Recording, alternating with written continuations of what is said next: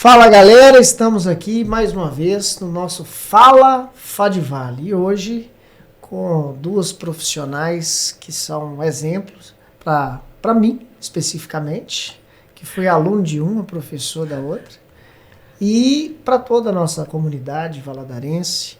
São advogadas brilhantes, professoras, acadêmicas, e hoje nós vamos bater um papo aqui no Fala Fadivale com a professora Teodolina Batista e com a professora Lorena Vitória, mãe e filha, que seguem a mesma profissão, vocação, com perfis diferentes, cada uma com o seu jeito de ser, mas com o mesmo brilhantismo. Como é que é essa sensação? Vou começar pela minha professora, Lorena, me permita? Eu deixo, Lu. A nossa professora, por favor. Como é que é essa sensação de ter a filha pisando e trilhando um caminho tão bacana, que é o mesmo, tanto na advocacia quanto na docência? Primeiramente, muito boa tarde, uma alegria para nós podermos estar aqui compartilhando esse momento, né? Enfim, tá tão apaixonante ao lado aqui da doutora Lorena, que me permite, né? No caso, a doutora Loli. E para nós realmente é um privilégio muito grande, mais do que um privilégio, é uma grande realização.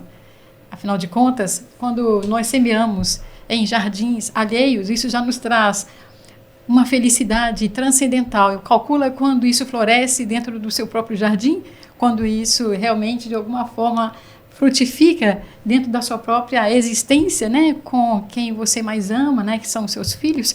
Então, independente de qualquer característica da Lorena, ela já é muito mais do que especial para mim.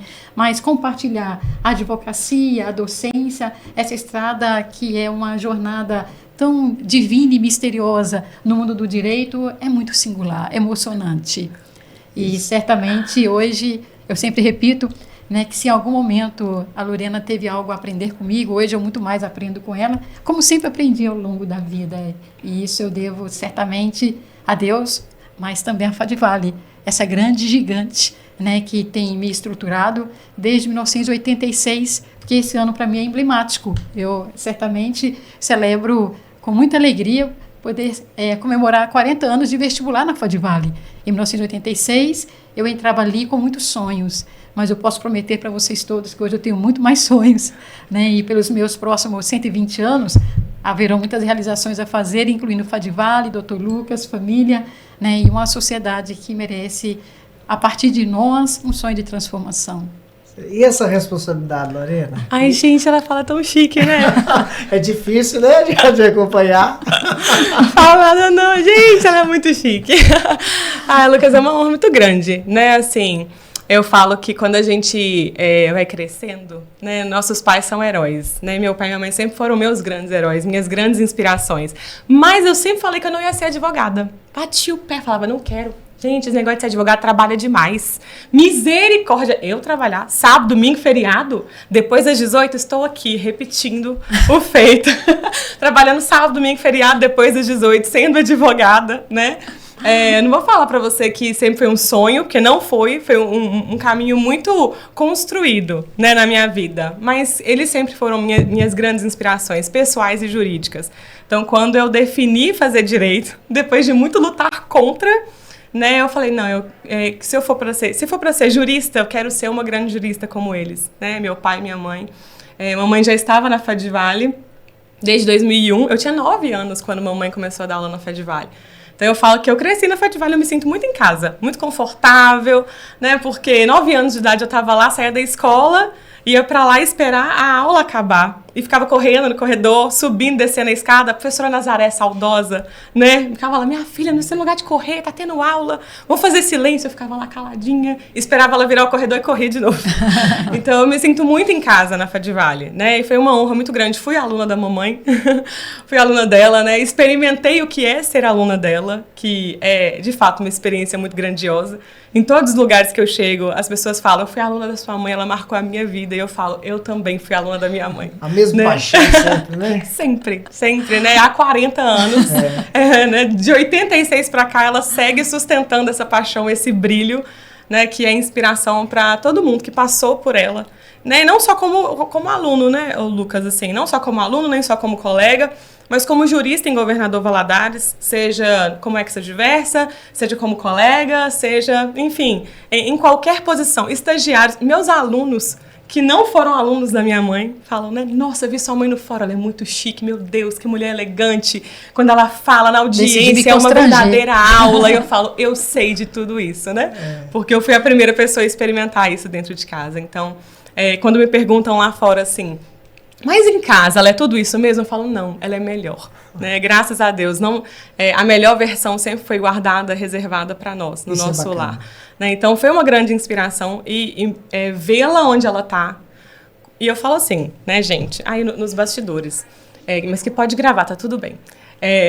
Se eu tô com 40 anos de carreira, trabalhando tanto que ela trabalhou a vida toda, eu peço para Deus me dar um pouquinho só, não precisa ser 100% não, 50% da vontade de continuar aprendendo, né? De continuar produzindo, de continuar escrevendo, pesquisando, viajando para poder apresentar palestra, né? Artigo no Congresso Internacional e voltar 24 horas depois, porque não pode deixar o escritório desamparado. Então, assim, Deus me permita chegar aos 59 anos de idade e aos 40 de vida acadêmica com esse vigor, sabe? Então, enfim, não chique como ela, não poética como ela, mas com toda a minha paixão, assim, é uma honra muito grande mesmo. Você sabe que eu tenho um carinho especial, assim, eu gosto de trabalhar gestão, eu sou... conhecimento acadêmico é pequeno, perto de vocês. Que isso, coitado. Mas eu tenho um carinho especial por vocês, porque as duas, de alguma forma, impactaram a minha vida profissional, de maneira geral. A professora Teodolina, ela me gerou como aluno, sabe? A minha primeira aula foi com ela. Meu primeiro contato no curso de Direito. Eu lembro bonito, do mesmo perfil, muito bem trajada, elegante, com fala tranquila, trancou a porta da sala para a gente não sofrer, na época ainda tinha o trote, né? E ela começou a tirar uns livros de dentro da bolsa e parecia que eles desenhos animados, que saía geladeira, que saía... E foi colocando livro na mesa. Eu falei, gente, não tem como caber naquela bolsa que esse tanto de livro, não. Hein?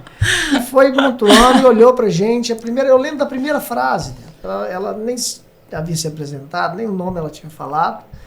E ela olhou para todos nós, aquele monte de aluno ali, uns 40 alunos, sem saber por que estava acontecendo, com medo do trote do lado de fora, porta trancada.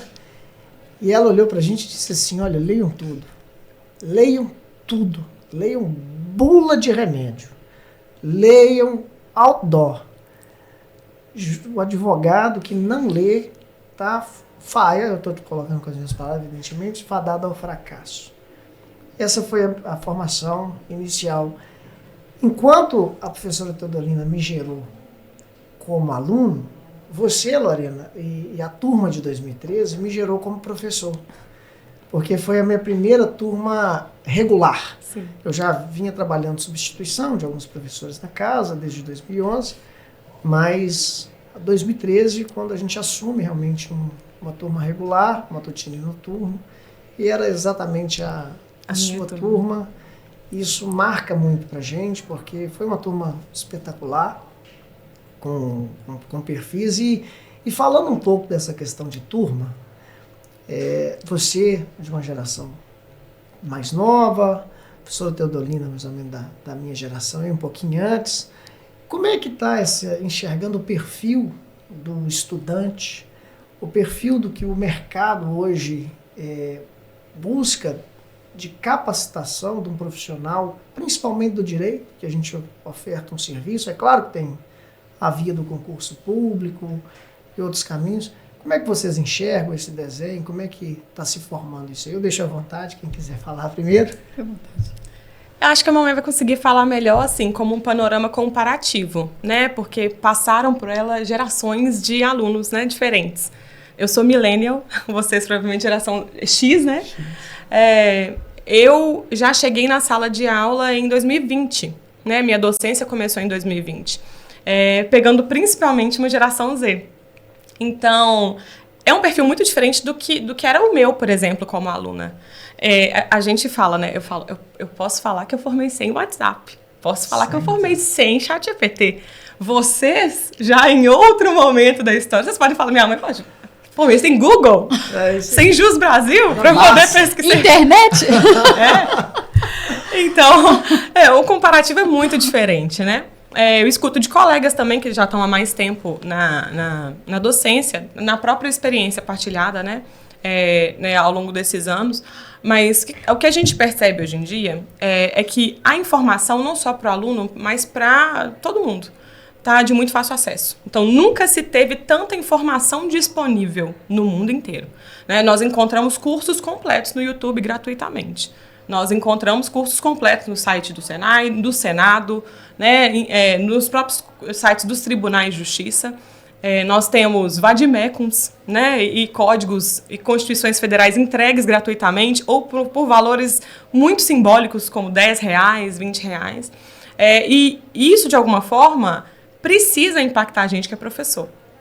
Porque se em algum momento a gente achava que a gente vendia informação, né, esse pensamento nunca foi correto, mas se a gente achava que o nosso papel era entrar na sala de aula e transmitir informação, nós já estaríamos todos desempregados, né? E se a gente não modificar essa mentalidade, estaremos muito em breve todos desempregados.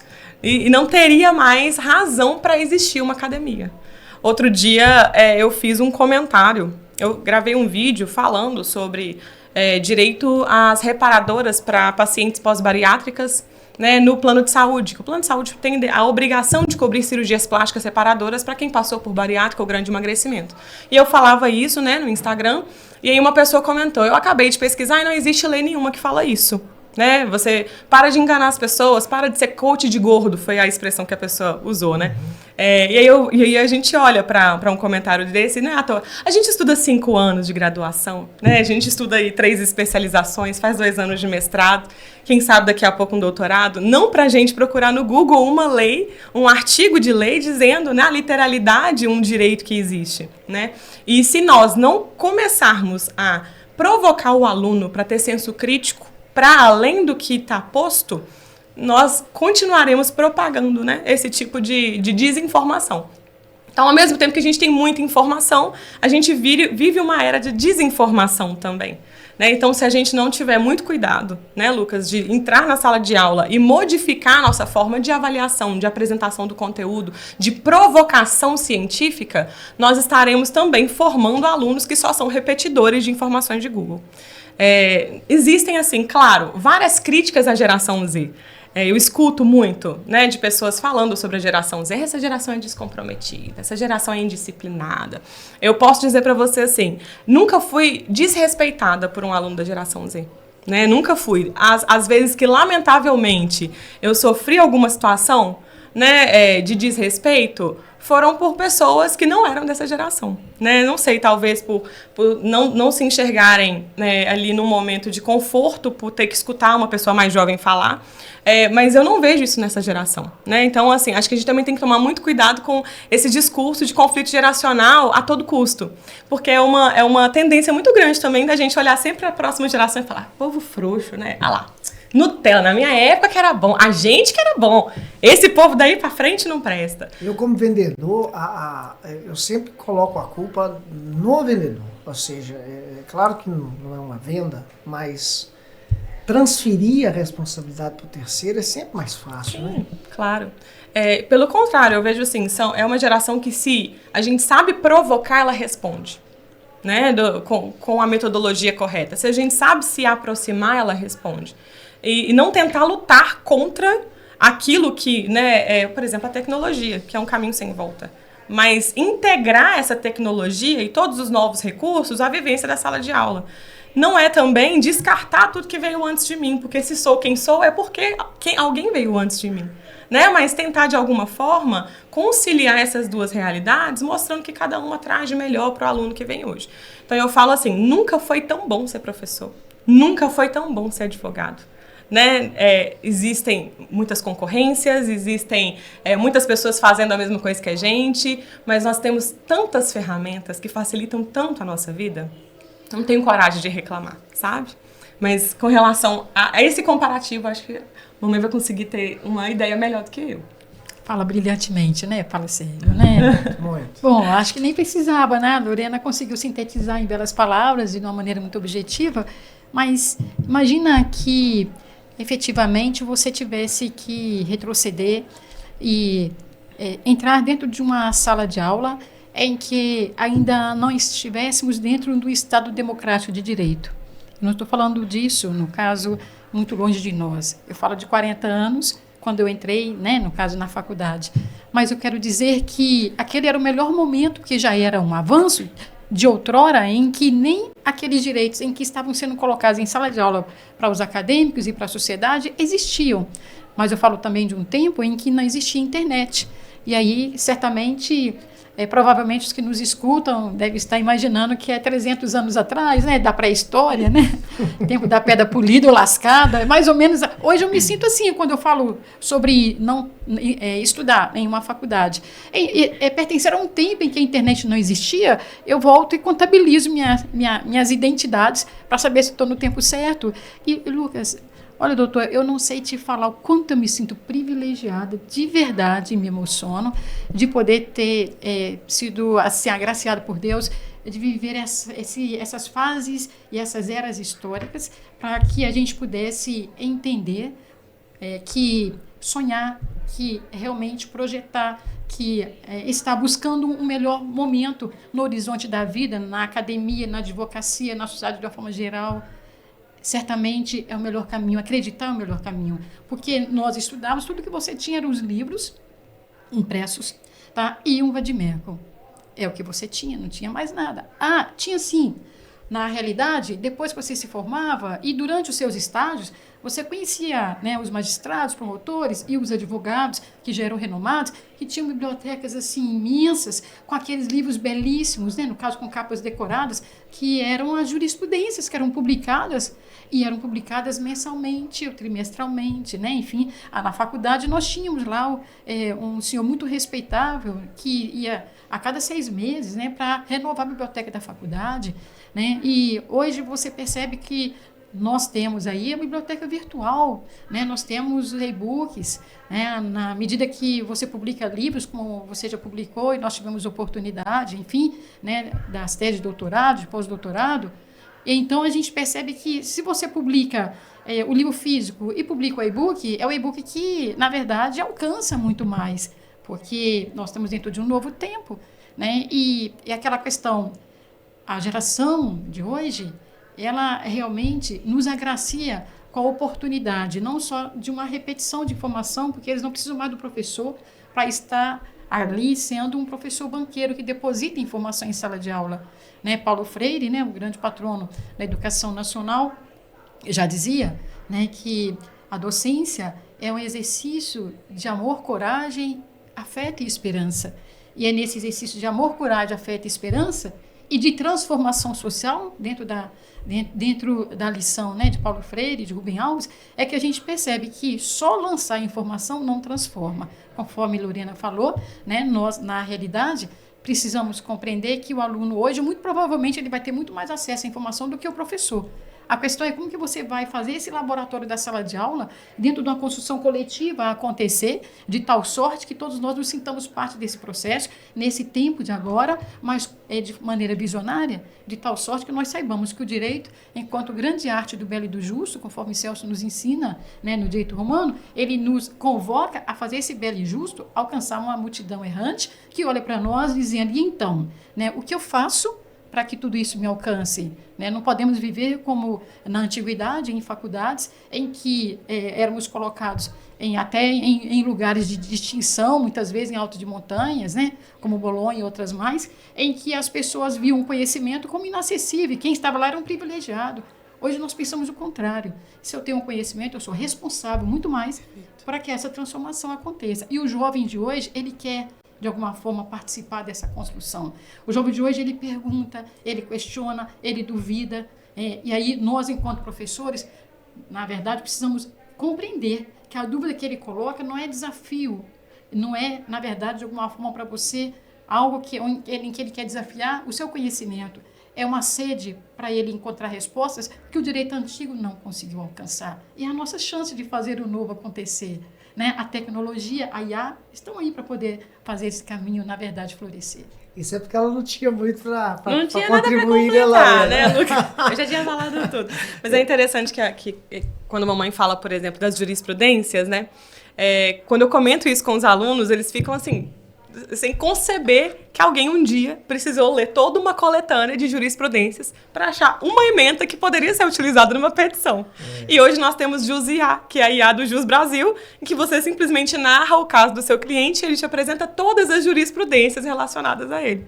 Então, assim, é um momento da história em que realmente, assim, eu que não sou da geração de vocês ainda fico assombrada, né? Mas esses meninos já estão na faculdade, já estão entrando no mercado de trabalho com essa vivência. E eu acho que é um desafio também. A gente ensinar o aluno a utilizar essas ferramentas da forma correta. E não a esconder a existência dessas ferramentas, né? Eu falo sobre... Eu assumi uma cadeira na faculdade já há algum tempo. A faculdade foi até pioneira com relação a isso, a Fadivale, que é administração e gestão de escritório, que era uma preocupação, a gente sai sem saber como é que advoga e etc.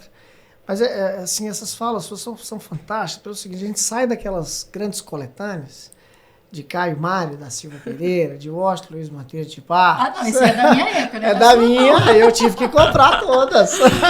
Não, os livrinhos amarelos e tal, eu tenho lá. Você é muito jovem. E parte para uma dinâmica muito maior, onde há uma mudança constante, onde há um acesso muito facilitado, mas qual que é o grande desafio? Tá diante desse mundo vasto de informações, o que buscar? Como buscar? Hoje eu tive uma reunião de alinhamento com o pessoal do sul do país, em outros negócios, e o contabilista desenvolveu um software para atender uma demanda específica com os da AI, mas ele sabia dar o comando. Ou seja, o que você precisa é ter o conhecimento. Aquela lição da minha professora Teodolina, lá em 2000, quando eu comecei a faculdade, onde ela disse leia, leia, leia, é essa preparação para que você... Então, nós somos instrumentos dessa organização junto aos nossos alunos, junto às pessoas que estão ali buscando realmente um lugar ao sol, buscando uma oportunidade, e falar assim, olha, você tem esses caminhos, e um dos nossos compromissos é estar realmente trazendo essa utilização de IA, de elementos que vão facilitar o manejo do direito. Mas a pergunta que fica é o seguinte, diante de uma geração que às vezes tem como ídolos, e não tenho nenhum problema com relação a isso, pessoas que se destacaram financeiramente, economicamente, sem qualquer curso, sem qualquer faculdade, sem qualquer estudo mais aprofundado. Para que eu vou estudar? Eu posso ganhar muito dinheiro fazendo como a pessoa X, Y, Z. O que vocês falam como recado para essas pessoas? Por que estudar? Não só, é claro, o direito lá na Fadivale, mas por que estudar? Por que ainda estudar se eu tenho esse volume de facilidade que pode me levar sem qualquer conhecimento? Doutor Lucas, a vida só tem sentido se nós estivermos atentos aos nossos propósitos.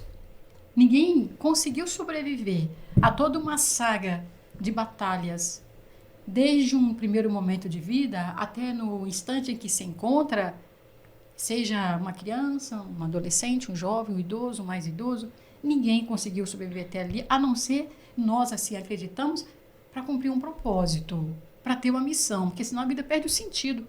Afinal de contas, na verdade, Saramago nos ensina que a vida é muito curta para ser pequena. Imagina se a vida existisse só para ganhar dinheiro. Lina, então quer dizer que dinheiro é ruim? Não estou dizendo que dinheiro é ruim, mas eu estou dizendo que dinheiro é matéria. E na hora que essa vida curta termina, essa matéria também termina. E qual foi a nossa missão, qual foi o nosso propósito no que diz respeito à nossa trajetória, à nossa caminhada, à nossa existência, no que se refere ao outro, sobretudo nessa alteridade, né? Ou seja, eu gosto muito de uma reflexão do constitucionalista, Dr. Paulo Neves, né? Que nos diz que o direito que não serve para servir, não serve, aspas. O direito que não serve para servir, não serve. Então, quando nós falamos de um tributo ao direito, à justiça, esse grande e maior fenômeno da sociabilidade humana, que é certamente a maior ciência das civilizações, nós certamente entendemos que se você se dedica ao direito, se dedica apaixonantemente, se entrega de alma a conhecimento, com todo o seu coração, a qualquer tarefa, seja ela menor ou maior, mas que você entenda que é propósito, o dinheiro virá. Porque o dinheiro é igual o sol e a chuva, no tempo certo ele virá. Não adianta, entretanto, eu imaginar que eu vou virar, no caso então, para uma semente, seja ela de qual for que eu de alguma forma estive aí plantando, né, ao longo de 5 anos de direito, e dizer, então, agora eu estou vendo o doutor Lucas, com a proeminência, né, magistral que ele possui, e então terminei de me formar, ele é meu espelho, e eu quero ter os resultados dele. Porém, o doutor Lucas semeou, ele esperou o processo acontecer, ele plantou e ele incansavelmente se dedicou. E ele cumpre a missão, e ele só é inspiração, doutora Lorena, só se trata de uma inspiração para nós. Por quê? Porque tiveram paciência de fazer com que esse processo, de alguma forma, germinasse com lisura, com ética, com honestidade, com respeito ao próximo, e ao mesmo tempo sabendo, né, que sem esse respeito não há justiça, e sem justiça não há direito, conforme diz Afonso Arinos. Para nós, na verdade, é preciso que nós trabalhemos com a paciência que o WhatsApp não nos dá, com a paciência que muitas vezes, né, os recursos tecnológicos hoje não nos ensinam. Né? Eu sei que a gente também não precisa, de alguma forma, ter a paciência de esperar aquilo que um dia foi um telefone comum, né, no caso, girar e alcançar seu número e fazer com que a rede acontecesse. Não é disso que eu estou dizendo. Também não estou falando da paciência de aguardar uma impressora matricial. Tá? Acho que quem está me ouvindo nem sabe o que é isso, se for da nova geração. Estou falando inglês aqui. Estou sorrindo, mas não sei. E o mimeógrafo? Olha, eu desconfio que você não alcançou. Você deve ter ouvido isso. Eu sei, sim. Não é disso que nós estamos falando, mas a gente certamente se angustia profundamente da gente achar que todos nós temos que aguardar o sucesso financeiro na mesma velocidade que o WhatsApp chega, que eu tenho que responder. Né? Porque se eu não responder dentro de mais 2 minutos, eu perco o cliente. E o cliente entende, no caso, que, na verdade, eu já não estou sendo atenciosa o suficiente, ou que eu estou violando alguma regra de gestão, e disso você super entende, doutor Lucas. Né? Não é disso que eu estou falando, mas é preciso ter paciência. É preciso semear, e semear boa semente. Que não adianta também eu querer colher se eu não semear boa semente. Tá? Eu tive um grande tutor, que é o doutor Onildo Feira Dutra. Eu peço licença para fazer aqui uma reverência a ele. Doutor Onildo, na realidade, foi um juiz de direito com quem eu tive a oportunidade de trabalhar durante 10 anos, né? E ele sempre dizia para quem estava na advocacia, a advocacia é plantação de coco. Simples a frase, singela a frase, mas ele queria dizer, olha, se você plantar, você não colhe. E se você quiser colher fora de hora, o coco não vai estar bom. E então a gente vê muitas questões, de certa forma, que violam a ética, né, que fazem com que esse fruto da advocacia, da docência, não gerem, no caso, a satisfação, o prazer, a felicidade e os resultados que o direito é capaz de realmente, na verdade, florescer. Por quê? Porque nós queremos ter pressa de colher esse fruto. É preciso continuar semeando, é preciso continuar fazendo. E a IA está aqui para nos colocar diante de uma grande oportunidade. A tecnologia, a inteligência artificial vem para contribuir. Nós só temos que ler os livros, né? Muitos livros podem ser e devem ser sim, né? Na verdade, os e-books, né? Enfim, para que a gente compreenda que a IA ela não é uma mágica, ela é uma ferramenta. E como Immanuel Kant nos diz, toda vez que a gente usa algo como se fosse, na verdade, de alguma forma, uma ferramenta para alcançar o ser humano, a gente vai estar, de alguma forma, violando a sua dignidade. A gente tem que entender, na verdade, que é importante que esse ser humano ele possa ter o seu processo, a sua ação, ou esse acadêmico possa ter essa aula preparada a partir de um IA. Entretanto, a IA é só um instrumento, é só uma ferramenta. E aquela pessoa que está ali é para receber o melhor de mim. Aquela IA, ela tem que ser revisada.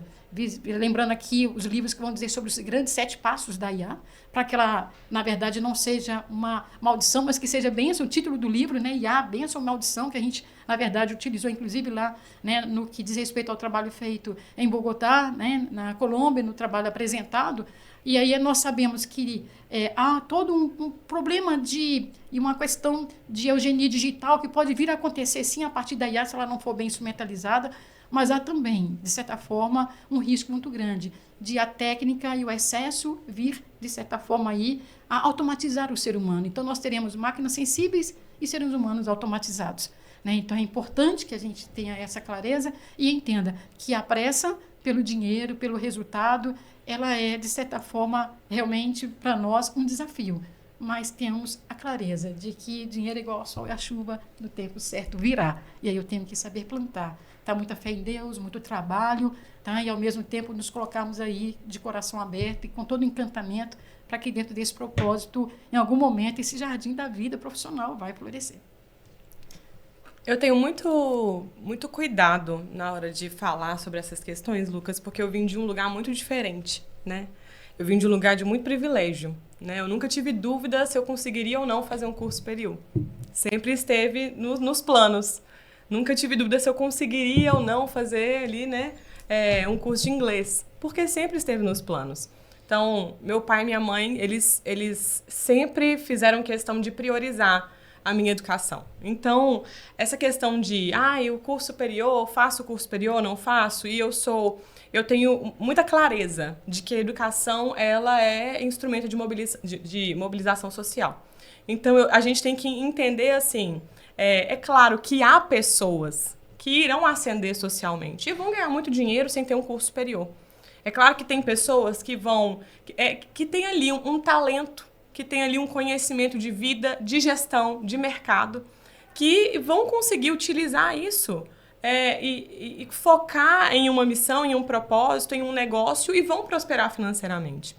Agora, o que a gente vê é que essas pessoas são a exceção, né? Então, se a gente olha para números, a gente sabe que elas são a exceção. E eu não me canso de repetir na sala de aula de que a exceção é a regra da ignorância. A gente não pode se pautar pela exceção. Os filhos da elite brasileira estudam, todos, sem exceção, né? Então, os filhos dos ricos no Brasil vão à faculdade. Se não no Brasil, em Nova York, em Paris, né? Em Coimbra. Então, o estudo é instrumento de mobilidade social, né? E eu não vivi isso porque alguém rompeu essa mobilidade social por mim, na geração anterior, né? Então, era uma dúvida se a minha mãe faria curso superior. Isso não era para ela, isso não era para a realidade dela. Era uma dúvida se meu pai faria curso superior, porque não era para ele, não era para a realidade dele. Né? Quem vinha do Morro do Carapina, do bairro São Tarcísio, não fazia faculdade. Não era algo que se esperava. Mas essa barreira foi rompida para mim. Então, claro, a gente sabe que existem pessoas que vão fazer esse rompimento de forma diferente, mas eu tenho muita clareza de que elas são a exceção. E aí, quando eu converso com pessoas assim, e assim, como você disse, não é nada contra essas pessoas, né? São pessoas que têm outras inteligências admiráveis também, como diz Paulo Freire, não há saber mais ou saber menos, há saberes diferentes. E a gente pode aprender o que com elas? Onde elas ganham? Foi na visibilidade que elas conquistaram? Como eu posso usar essa visibilidade na minha profissão? É por causa de um talento de gestão, então sabe muito sobre finanças, sobre negócios. Como que eu posso usar isso na minha profissão? É isso, sabe? Que no final das contas. E eu falo assim, que eu tenho cuidado para ter essa fala, porque como isso nunca foi uma questão para mim, eu entendo. Aquele aluno, aquela aluna que vem de uma realidade muito difícil e tudo que quer é uma fórmula mágica para o sucesso. Eu não quero sofrer mais, né, uma década para conseguir alcançar esse lugar. Eu quero alcançar esse lugar amanhã. Eu não aguento mais viver essa realidade. Eu não aguento mais viver essa miséria, eu não aguento mais viver essa privação, eu não aguento mais viver uma humilhação diária. Mas é aquela coisa, né? O estudo é que vai te levar lá, né? É o estudo, é o trabalho, é o esforço. E eu falo de novo, com muito cuidado isso, porque não é a minha realidade. Não foi de onde eu saí. Mas tudo o que eu consegui construir na minha vida foi por meio do estudo e do trabalho. E também não veio rápido, né? Eu tinha essa falsa expectativa. Porque se quem veio antes de mim saiu tão de trás de mim e chegou tão longe, Pra mim vai ser fácil, né, Lucas? Chegar lá também. É verdade. Tinha que ser fácil, eu já tô saindo da metade do caminho. Então, cadê chegando? Cadê chegando? E eu costumo falar assim, eu me achava muito incompetente. Porque com 2 anos de advocacia, eu não cheguei no faturamento que eu queria. 2 anos de advocacia, eu tô aqui chorando pra fechar um contrato de R$2.000 com medo de falar o preço pro meu cliente, oferecendo parcelar em 20 vezes, por favor, fecha comigo, né? É você que tá fazendo um favor. Mas eu tive que aprender assim, Lorena, o seu privilégio, ele não te predestina. Não existe predestinação no privilégio, mas ele vai te colocar num lugar onde você tem que aprender a metade do caminho que te falta. Você larga na frente, Perfeito. Né? Então, há pessoas que vieram dos mesmos lugares que eu e que não estão no lugar que eu tô hoje, eu falo isso com humildade, mas por quê? Porque confiaram todas as suas fichas no privilégio. Eu não preciso fazer nada além disso. E a gente vê isso repetindo na história, né, Lucas? Às vezes a gente vê pais, avós que construíram um legado e que basta um filho ou um neto para destruir aquilo em pouco tempo, porque confiaram apenas nas fichas da história. Né? Então, eu entendi. Se eu tenho dificuldade de fechar um contrato, eu vou estudar vendas, porque isso eu não aprendi na faculdade. Se eu tenho dificuldade para administrar ali a minha timidez, a minha falta ali de visibilidade, eu vou aprender como que eu vou ser vista. O que eu vou usar a meu favor. E aí as ferramentas que eu vi todo mundo utilizando nos últimos 20 anos, que funcionam para essas pessoas, não vão funcionar para mim, porque eu cheguei em outro momento da história. Em outro momento do mercado da advocacia. Minha mãe não precisa gravar um vídeo, tá, gente? Não precisa, porque ela tem 40 anos de história que falam por ela. Já o cliente já vai. Já vai, falou Teodolina. Quanto que é? Eu fecho. Tá sendo generosa, tá? Não, é uma objeção a menos, claro. Né? Então, eu falo assim, foi muito difícil para mim entender que eu não podia me enxergar garantida nisso. Eu precisei me movimentar de alguma forma. E foi difícil eu encontrar a forma de me movimentar, né? Porque eu queria utilizar fórmulas prontas, porque eu também tinha pressa, ainda que eu tenha vindo de um lugar de privilégio. Então, eu também queria. E eu acho que esse é um lugar que a gente peca muito nessa geração. Que nós estamos num momento de muita comparação. A gente abre o Instagram às 8 da manhã e alguém já está na Europa, alguém está comprando carro novo, alguém acabou de construir a mansão no Alphaville, né? Mas ninguém posta que perdeu tudo, essas coisas assim, o pessoal... Ninguém posta os tombos, né? É um conto de fadas ali, sempre. Né? Então, nossa geração, ela já acorda todos os dias vendo a grama do vizinho mais verde, né? A vida pronta, tá todo mundo ganhando muito, sendo bem sucedido, menos eu. Por quê? Eu acho que a gente se pega muito nessa comparação também. Que é uma coisa que não existia antigamente, pelo menos não nessa intensidade. A comparação sempre existiu, né? Você sempre olhou para a vida do outro e viu ali, nossa, será que eu estou errando em algo? Mas no volume que existe hoje, e desde muito cedo, com adolescentes, os adolescentes hoje, né? Eles já se comparam na aparência física, eles já se comparam nos bens de consumo, eles já se comparam nas experiências. Então, a gente já tem ali um jovem que vai crescendo na comparação e quando a gente chega no mercado de trabalho não é diferente. Tem um advogado que fechou 100 contratos no mês. Você fica, como que fecha 100 contratos no mês? Quanto de tráfego você está colocando no Google? Quantas pessoas tem na sua equipe para conseguir fazer isso? Quanto tempo você gasta a responder o WhatsApp? Mas essa petição está bem escrita mesmo? É humanamente possível isso? E aí você começa a questionar toda a lógica da sua existência, né? Da sua profissão. Então, acho que a gente cai muito nessa armadilha da comparação também. Eu acho legal a gente se espelhar, se inspirar, mas como eu disse para você, né? Sempre enxergando assim, o que eu posso aprender com essa pessoa e não o tanto que eu sou ruim perto dessa pessoa, né? O que eu posso me espelhar, em que isso me agrega, como eu posso utilizar isso a meu favor. E se aquela pessoa conseguiu, eu também vou conseguir? Será que a minha realidade é como a dela? Né? E essa pessoa, ela é a regra ou ela é a exceção?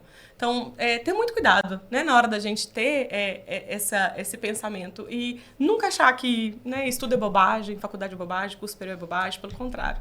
Repito, né, a exceção é a regra da ignorância. A fala das duas é, assim, perfeita, porque se complementam, né, dentro da argumentação trazida. Eu sempre penso o seguinte, toda vez que eu tentei, na minha vida, fazer algo com pressa, deu errado. É uma sequência mesmo. É trabalho, né, que é o plantio, você planta ali, trabalha. persistência. Muita gente desiste muito fácil. E às vezes tá chegando na hora de dar certo, a pessoa não dá mais para mim. E ela desiste. E sacrifício, porque assim, não adianta a gente, por mais que no seu caso, Lorena, que foi o meu caso também, graças a Deus eu venho de uma família financeiramente estruturada em razão do trabalho dos meus pais. Minha mãe costureira, meu pai funileiro, mas conseguiram me criar com a minha irmã, com toda a condição. E eu larguei na frente de muita gente. Mas eu conheço muita gente que largou muito na minha frente e ficou lá atrás, porque desistiu.